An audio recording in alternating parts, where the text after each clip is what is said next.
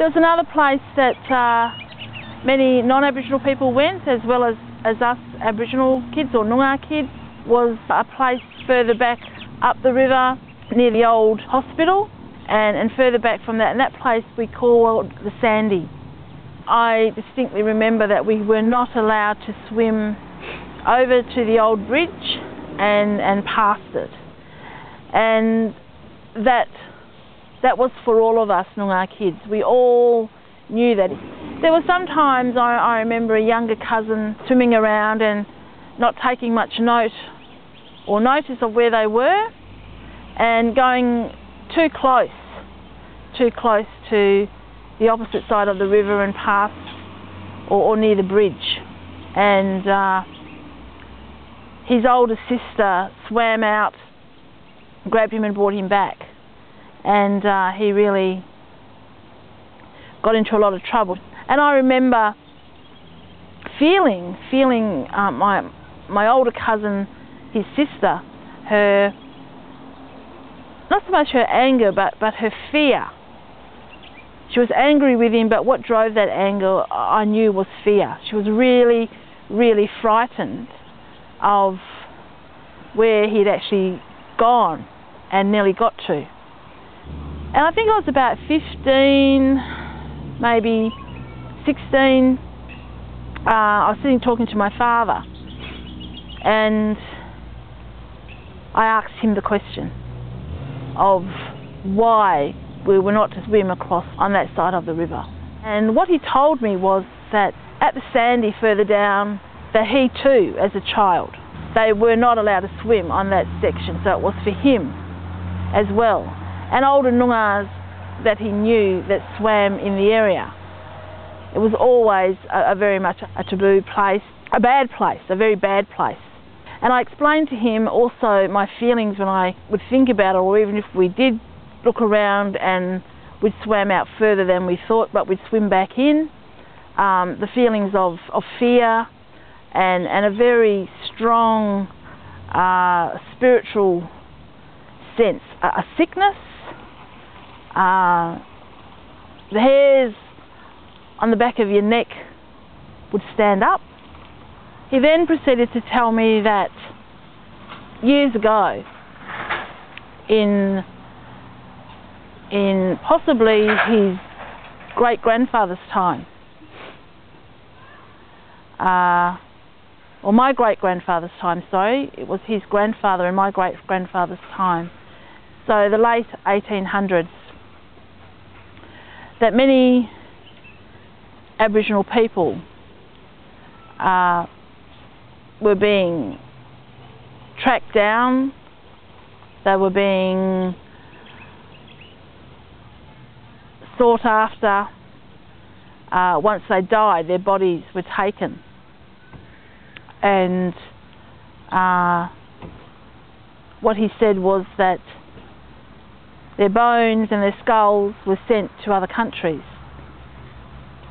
for science, and he said it was scientific experiments, and he was told as a child not to swim in the same area because this is the area that white people, scientists, people working with scientists and others would take Aboriginal bodies down to the river, and they would wash the flesh off the bones. So it's called deboning.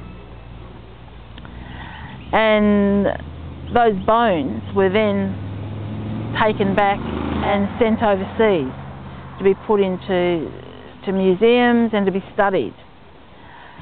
He also said you would remember when I told you about old people, like his father, my grandfather, would often check coffins when we had funerals. They'd take the lid off the coffins to check that there was actually a body in the coffin, because there were occasions when there wasn't. he talked about people living in fear. So many people living in fear of his generation and of his father's generation, my grandfather, and the generations before that. And many people feared dying in hospital or near the hospitals, because we weren't really permitted to go in hospitals in those days. But certainly if you died, then your body was taken to the hospital, and there was no trust. There's no trust from Aboriginal people. For me, as a 15 or so year old, it really affected me. And the way I feel I could handle that story was to say, well, it can't be true, and that's the take I had on it. I thought, no, well, can't be true. I remember that day, and life went on. I went off nursing, and it was actually whilst I was nursing that the story came back to me again. And I remember a young man dying outside of hospital in his house, and the doctor who went to see his body did not know what it was that he died of. And so the family came in, and the doctor, who was an old doctor, said to them, well, I have to do an autopsy. And some of the old people did not really understand or know what the word autopsy meant. So it had to be explained to them. There was this fear, anxiety, and some of the old people begged the doctor not to cut the body up of their loved one. And then it was explained more the reason to find out what they died of. Then they accepted that. I saw people beg the doctors to make sure and promise them that all the organs of their loved one would be put back into the body.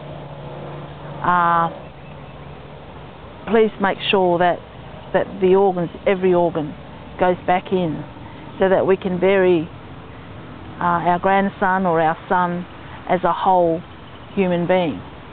And it was very emotional for me, as it was for Noongar people, because I knew where they were coming from. I knew exactly where they were coming from and what they feared, because of the story that my father told me. And there was that fear. So through my nursing for many years, I had to deal with that. And a lot of the time I couldn't speak. I couldn't speak to the older people or even the family members, the immediate family members, about that. I had to stay quiet and hold that in, so to speak. I had to hold it in and deal with it in my own time. And it really affected my well-being. It also affected my work. So I learnt to deal with these emotions and work out what to do.